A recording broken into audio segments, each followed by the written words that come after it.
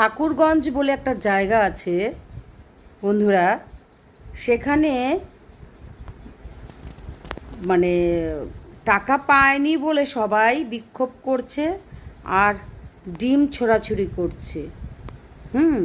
তো দেখুন, সবাই তো রাগ হবেই না, যেটা বলে সেটা তো করা উচিত। এবার যখন আমাদের প্রাক্তন মুখ্যমন্ত্রী ছিল, আমাদের দিদিভাই, আমাদের যে দিদিভাই ছিল, উনি তো একবার আমরা ফর্ম ফিল আপ করেছি, উনি 500 দিয়েছে প্রথমে, তারপরে 1000 দিয়েছে, তারপরে 1500 দিয়েছে। তো কিন্তু সবাই তো একসঙ্গে টাকা পেয়ে গেছে, এর মধ্যে তো কোনো ভুল নেই না। টাকা তো ওনারা সবাই সবাই আমরা একসঙ্গে পেয়েছি, তার জন্য তো আর বারে বারে এদিক ওদিকে দৌড়াতে হয়নি, বারে বারে দৌড়াতে হয়নি, আর এরকম চিৎকার চেঁচামেচি করতে হয়নি। যত লোককে আমাদের দিদিভাই দিয়েছে তত ওই দাদাভাই দেবে, তো দাদাভাই ওই তত লোককেই তো দেবে।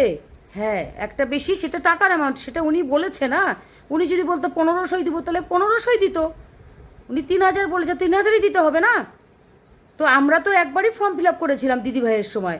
আমাদের প্রাক্তন মন্ত্রী যে মুখ্যমন্ত্রী ছিল দিদিভাই, মমতা দিদিভাই, সে তো উনি একবারে ফর্ম ফিল আপ করে দিয়েছি, উনি বারবার তো ফর্ম ফিল আপ করতে হয়নি। তো এখন কেন এরকম হচ্ছে? তখন তো একবার দিয়েছি, পরের মাস থেকে টাকা টাকা ঢোকা শুরু হয়েছে। তো এখন এগুলা কি হচ্ছে বলুন? এটা তো ঠিক না, এগুলা তো সহ্য হবে না। আমি সহ্য করব, তুমি সহ্য কর, আরও তো দর্শক আছে, সবাই তো সহ্য করবে না। না কেন বলতে গেলেন মাননীয় মুখ্যমন্ত্রী আপনি 3000 দেবেন, আপনি 1000 বলতে পারতেন, 500 বলতে পারতেন, 2000 বলতে পারতেন, আপনি কেন 3000 বলতে গেলেন? এখন দেখেন আমাদের মতো কত বহু লোক আছে পায়নি, তারা তো খেপে যাচ্ছে না। এটাও যদি আপনি সাধারণ মানুষ হতেন, আপনার ওয়াইফও খেপে যেত, আপনার বাড়ির লোকও খেপে যেত। এটা কি আপনি ভেবেছেন? মাননীয় মুখ্যমন্ত্রী, আপনি এটা ভেবেছেন যে আপনি যদি মন্ত্রী না হয়, আপনি যদি সাধারণ আমাদের মতো মানুষ হতেন, তারা আপনার ঘরে এরকম মেয়ে ছেলে থাকতো, তারা যদি টাকা না পেতো, তাহলে আপনার ভালো লাগতো? আপনার বাড়ির লোকের ভালো লাগতো? সেম কেসটা আমাদের মতোই হতো না? একটু বিবেক বিবেচনা করুন।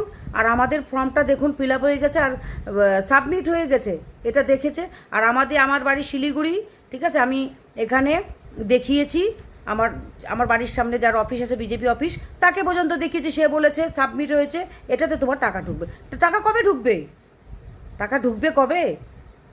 আমাকে জানতে হবে না টাকাটা কবে ঢুকবে। 3 মাস তো হয়ে গেল, টাকাটা তো ঢুকলো না, কিছুই ঢুকলো না।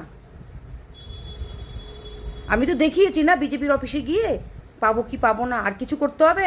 বলে কিছু করতে হবে না, এটা দিয়েই পাবেন। কোথায় পেলাম?